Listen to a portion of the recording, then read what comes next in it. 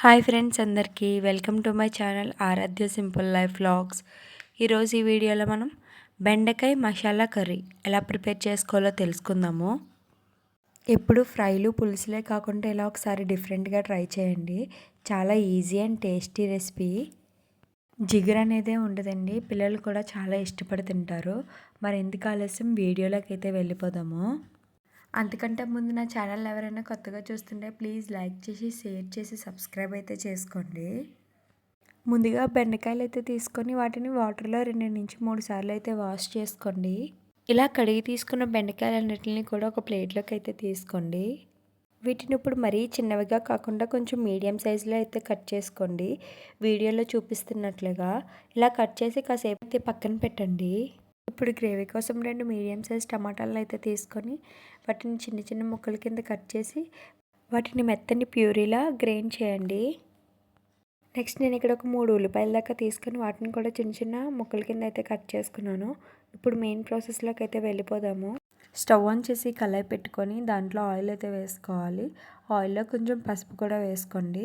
ఇప్పుడు మనం కట్ చేసి పెట్టుకున్న బెండకాయ ముక్కలు అనేది వేసుకొని కొంచెం ఫ్రై చేసుకోవాలి. మరీ నల్లగా కాకుండా కొంచెం లైట్గా ఫ్రై చేసుకోవాలి. ఇలా ఫ్రై చేసుకోవడం వల్ల జిగురు అనేది ఉండదు. చూడండి, ఇలా మొత్తం అన్ని బాగా ఫ్రై చేసుకున్న తర్వాత తీసుకోవాలి. చూడండి, ఇలా వచ్చినప్పుడు తీసుకుంటే సరిపోతుంది. అదే కళాయిలో కొంచెం ఆయిల్ అయితే యాడ్ చేసుకొని మనం ముందుగా కట్ చేసి పెట్టుకున్న ఆనియన్స్ అయితే యాడ్ చేసుకోవాలి. వాటిని బాగా ఫ్రై అవనివ్వాలి. మరీ బ్రౌన్ కలర్ కాకుండా గోల్డ్ కలర్ వచ్చాక మనం ముందుగా ప్రిపేర్ చేసుకున్న టమాటా ప్యూరీని అనేది యాడ్ చేసుకోవాలండి. ఇవి రెండు కలిసేలాగా ఒకసారి అయితే బాగా కలుపుకోండి.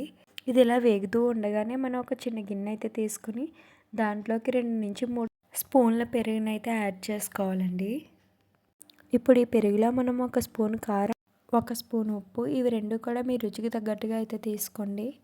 ఎక్కువ తినేవాళ్ళు ఎక్కువ, తక్కువ తినేవాళ్ళు తక్కువ. ఇప్పుడు 1 స్పూన్ వరకు జీలకర్ర పొడి, 1 స్పూన్ ధనియాల పొడి కూడా వేసుకోండి. కొంచెం 1/2 స్పూన్ వరకు గరం మసాలా పొడి కూడా వేసుకోండి. ఇప్పుడు వీటిని అన్నిటిని కూడా బాగా కలిపేసుకోండి.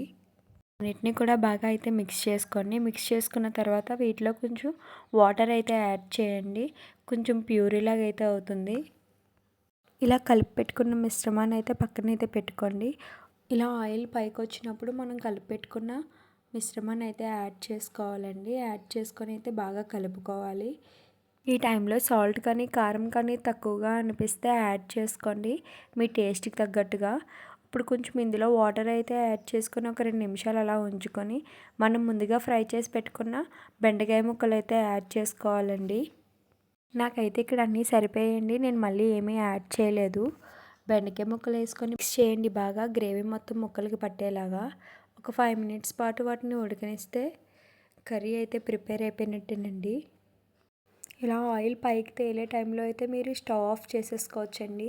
చూడండి, ఇక్కడ నాకు కర్రీ అయితే చాలా బాగా అయితే వచ్చింది. చూడండి, చూడడానికి నోరు ఊరిపోతుంది కదండి. దీన్ని ఇప్పుడు ఒక సర్వింగ్ బౌల్లో తీసుకుంటే ఎంతో ఈజీ అండ్ టేస్టీ బెండకాయ మసాలా కర్రీ ప్రిపేర్ అయిపోయినట్టేనండి. మరిన్ని వీడియోస్ కోసం మన ఛానల్ని అయితే సబ్స్క్రైబ్ చేసుకోండి. Aaradhya simple life vlogs. Thank you for watching.